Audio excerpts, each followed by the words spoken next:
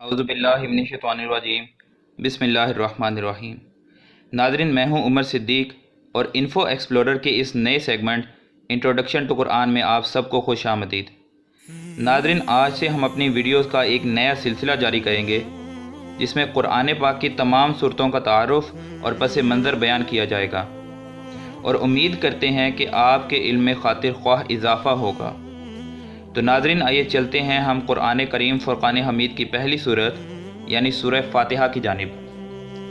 ناظرین، سورہ فاتحہ نہ صرف قرآن مجید کی موجودہ ترتیب میں سب سے پہلی صورت ہے، بلکہ یہ پہلی وہ صورت ہے جو مکمل طور پر نازل ہوئی۔ اس سے پہلے کوئی صورت پوری نازل نہیں ہوئی تھی، بلکہ بعض صورتوں کی کچھ آیتیں ہی آئی تھیں۔ اس صورت کو قرآن کریم کے شروع میں رکھنے کا منشا بظاہر یہ ہے کہ جو شخص قرآن کریم سے ہدایت حاصل کرنا چاہتا ہو، اسے سب سے پہلے اپنے خالق و مالک کی صفات کا اعتراف کرتے ہوئے اس کا شکر ادا کرنا چاہیے، اور ایک حق کے طلبگار کی طرح اسی سے ہدایت مانگنی چاہیے۔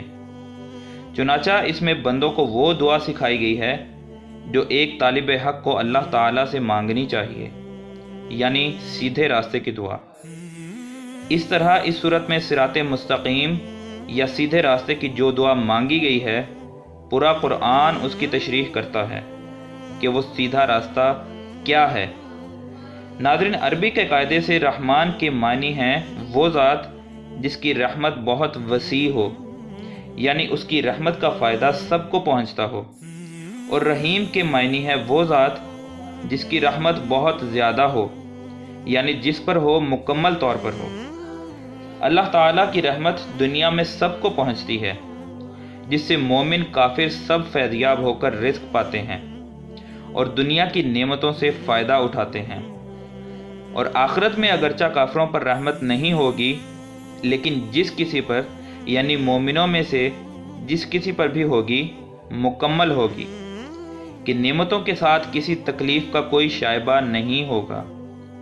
رحمان اور رحیم کے معنی میں یہ جو فرق ہے، اس کو ظاہر کرنے کے لیے رحمان کا ترجمہ سب پر مہربان اور رحیم کا ترجمہ بہت مہربان کیا گیا ہے۔ تو ناظرین، آئیے چلتے ہیں ہم اپنی اگلی صورت یعنی سورہ بقرہ کی جانب۔ ناظرین، سورہ بقرہ قرآن کریم کی سب سے لمبی صورت ہے۔ اس کی آیات 67 سے 73 میں اس گائے کا واقعہ مذکور ہے جسے ذبح کرنے کا حکم بنی اسرائیل کو دیا گیا تھا۔ اس لیے اس سورت کا نام سورہ بقرہ ہے، کیونکہ بقرہ عربی میں گائے کو کہتے ہیں۔ سورت کا آغاز اسلام کے بنیادی عقائد یعنی توحید، رسالت اور آخرت کے بیان سے ہوا ہے۔ اسی ضمن میں انسانوں کی 3 قسمیں یعنی مومن، کافر اور منافق بیان کی گئی ہیں۔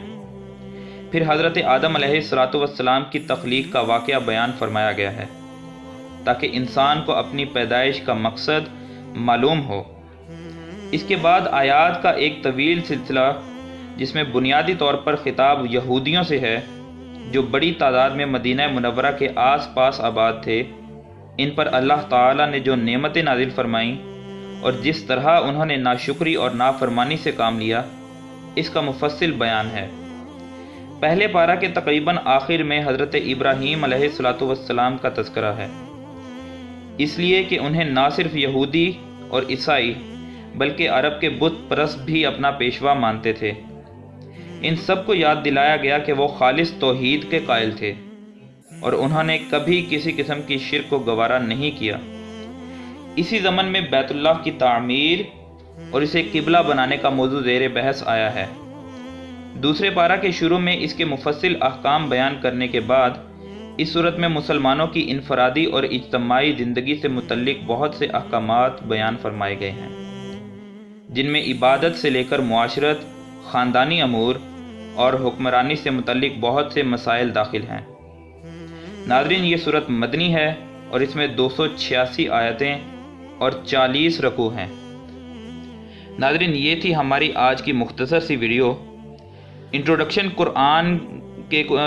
ٹو قرآن کے اس سیگمنٹ کو آگے بڑھاتے ہوئے ملتے ہیں اپنی نئی ویڈیوز کے ساتھ۔ تب تک کے لیے اللہ حافظ۔